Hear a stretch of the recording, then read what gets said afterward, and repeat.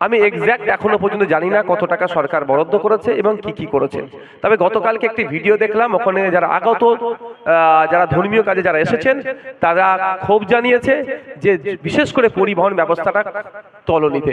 Special train দেওয়ার জন্য আমাদের পার্টির পক্ষ থেকে আমরা আবেদন করেছিলাম, স্পেশাল বাস দেওয়ার জন্য আমরা আবেদন করেছিলাম, কিন্তু ট্রেন যে স্পেশাল ঘোষণা করলো নাকি যথাসময়ে ট্রেন আসেনি। এই অবস্থাটা আমাদের জন্য খারাপ, কারণ বিশ্বের বিভিন্ন প্রান্ত থেকে মানুষজন এসেছে। আমরা এখানে যতটা পরিষেবা দিতে পারবো আমাদের বাংলা দেশের সুনাম হবে।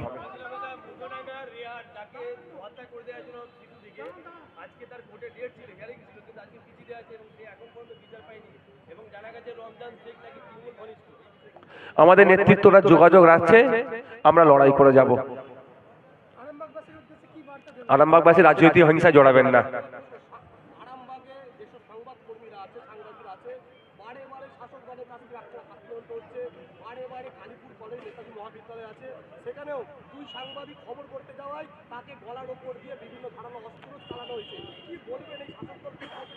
শাসক দল সমাজ বিরোধীদের ক্রমশ শেল্টার জোন হয়ে উঠছে।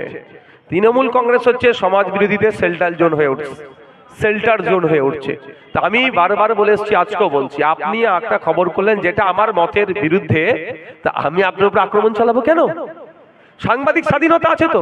এমনি আমাদের এত বড় গণতান্ত্রিক দেশে সাংবাদিক স্বাধীনতায় আমরা 151, 180টা দেশের মধ্যে 151, আমাদের লজ্জার বিষয়। কি করে আমরা এত পিছিয়ে যাচ্ছি? আমার খবরটা আমার মনোভূত হয়নি, ওই জন্য আক্রমণ চালাচ্ছি। এটা আটকানোর দায়িত্ব হচ্ছে রাজ্য সরকারের, রাজ্য প্রশাসনের। আমি শুরুতের দিকে বলেছি এটা সরকার চলছে না, এটা সার্কাস চলছে। এই সার্কাস চলার প্রতিদান আমরা পাচ্ছি। Thank you. একাধিক সিটে জিতে আমরা বিধানসভায় যাচ্ছি, শুধু ভাঙন নয়।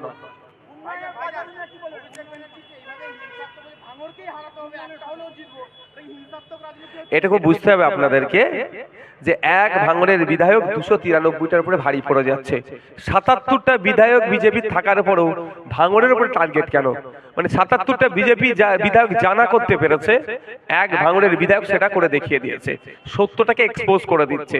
অভিষেক বাবুকে বলবো যাই করবেন একটা কাজ করুন, আপনার পিসিমণিকে বলে বিধানসভা টিভিটাকে চালু করতে বলুন। বিধানসভার মধ্যে দাঁড়িয়ে বিধায়করা কি করছেন না করছেন সেটা বাংলার মানুষ জানুক, তাদের নির্বাচিত জনপ্রতিনিধিরা কি করছে সেটাও জানুক। উন্নয়ন এমন করেছে মানুষ আর দেখতে পাচ্ছে না, সেই জন্য উন্নয়নের পাঁচালি পাড়াতে পাড়াতে ঘোরাতে হচ্ছে। যাই করুক না কেন মমতা ব্যানার্জি 2026 সালে তার পতন হচ্ছে। আমরা সরকার গঠন করছি। আমরা সরকার গঠন করার জন্য সিপিএম, কংগ্রেস, আরো যে সমস্ত ধর্মনিরপেক্ষ দলগুলো আছে তাদেরকে আমরা একত্রিত করছি।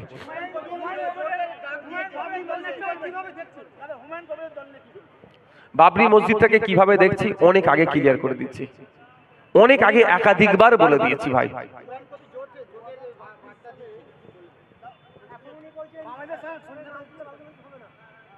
ওই তো আগে বলে দিয়েছি, শোনো। দুটো প্রশ্নে একসাথে উত্তর দিচ্ছি, হুমায়ুন কবিরের জোট আর বামেদের জোট। দেখুন, হুমায়ুন কবির সম্পর্কে আইএসএফ এর অবস্থান অনেক আগে ক্লিয়ার করেছে। সেই অবস্থান থেকে হুমায়ুন কবির সাহেব এখনো নিশ্চিত সরেনি, আপনারা জানেন। ফলে নতুন করে আর বলার প্রয়োজন নেই। থাকলো বাম কংগ্রেসকে আমরা চিঠি দিয়েছি, বাম রেসপন্স করেছে, কংগ্রেস এখনো রেসপন্স করেনি। জানি না কেন করেনি, সেটা তাদের ব্যাপার। বাম রেসপন্স করেছে, একাধিকবার আমরা আলোচনা করেছি।